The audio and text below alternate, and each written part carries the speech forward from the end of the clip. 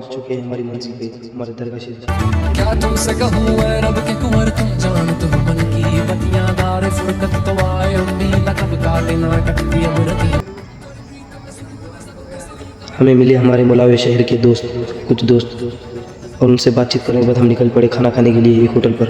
वहाँ पर हम भाई लोगों ने खाना वगैरह खाकर निकल पड़े हम बाहर की तरफ। और ये देखिए जैसे ही हम बाहर की तरफ आए, यहाँ बहुत सारी दुकान लगी हुई थी भाई, खिलौनों की, हर चीज़ की एक दुकान थी भाई।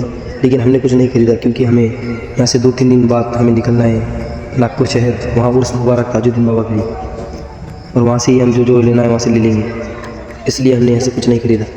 देखिए भाई बहुत सारी दुकान लगी हुई थी। जैसे ही आगे की तरफ आया भाई, मेरे उमरखेड़ शहर के दोस्त और मिले थे। ये है ईदगाह नगर की तरफ के भाई। उनसे बातचीत करने के बाद आगे की तरफ निकल पड़े तो वहाँ पर देखे कि बहुत सारी गर्दी थी भाई, बहुत लोग आए हुए थे संदल के लिए। और ये मेरा दोस्त आप इसे जानते होंगे, नहीं भी जानते होंगे तो भाई जान लो, इंस्टाग्राम पर इसकी आईडी है, इसको सपोर्ट करो भाई। और मैं इनके साथ आ चुका हूँ चाय पीने। गरम गरम चाय पीने के बाद मेरे दोस्त काशिफ की मैं जाने लगा आगे की तरफ। आगे तरफ आते वक्त मेरा दोस्त फुरकान दिखाई दी, जो कि दूसरी गाड़ी पर आए थे। अभी मिले भाई, बातचीत करा उनसे। ये देखिए कैसी स्टाइल मार रहा है भाई, और मैं उसको बातचीत करके निकल पड़ा मेरे दोस्तों के साथ चाय पीने फिर से, क्योंकि भाई इनके साथ चाय पीना पड़ेगा भाई। मेरे दोस्त ने पिला दी थी इसलिए मैंने पी लिया।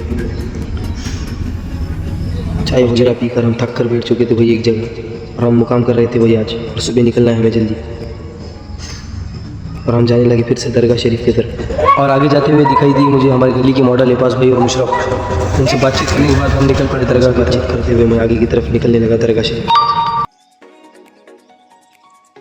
दूसरा दिन निकल चुका था, अब हमें जाना है हमारे शहर उमरखेड़। हम यहाँ बैठे हुए थे, बहुत ही हालत ख़राब हो चुकी थी हमारी, बराबर नींद भी नहीं थी। और मिलेंगे अगले ब्लॉग में भाई। कैसा लगा ब्लॉग?